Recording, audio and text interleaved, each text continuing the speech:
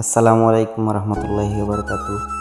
তো আপনারা লাগি একটা ভিডিও লই আইলাম, আপনারা দেখতে পাররা। আজকে আমরা মুকিত ভাই কাতার প্রবাসী, ওনার নেতৃত্বে আমরা আজকে সাফাই কাজ করছি।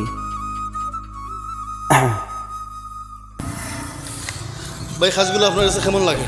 হ্যাঁ অবশ্যই এটা ভালো। আর আপনি তো পিডিএল এর এই সরকারি রাস্তার কাজ করেন। এটা অনেক ভালো।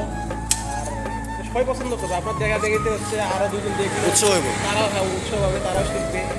এটা দেশের জন্য ভালো, আপনার এলাকার জন্য ভালো এবং আপনাদের জন্য ভালো।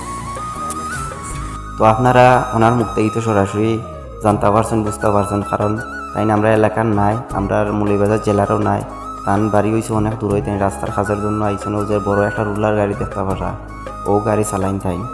তো তাই না আমরা কাজটা দেখিয়া, এই উদ্যোগটা দেখিয়া অনেক খুশি হয়েছেন যে ভাইয়া কইরা যে আমরার ইয়াং যুব সমাজ যারা আছে, যেও আমরার ভিডিওটা দেখবা, আমরার এই কাজ কাম দেখিয়া তারাও আগ্রহ হইবা, হইয়া আমরার মতো তারাও কাজ করবা। তো এরকম ভিডিও চেষ্টা করবো আপনারা সুন্দর সুন্দর ভিডিও এরকম দেওয়ার লাগি। যদি আপনারা শেয়ার করেন, কমেন্ট করৌকা করলে ইনশাল্লাহ ভালো ভালো ভিডিও আপনারা লাগি লইয়াই মু। আর দেখতেও পারে আপনারা নিজের চোখে নিজে শ্রম দিয়ে, আমরা নিজের শ্রম দিয়া আমরা এটারে পরিষ্কার করছি। এটা সাইনবোর্ড যখন এটা হয়েছে মৌলভীবাজার টু সিলেট এটা যাতায়াত হয়।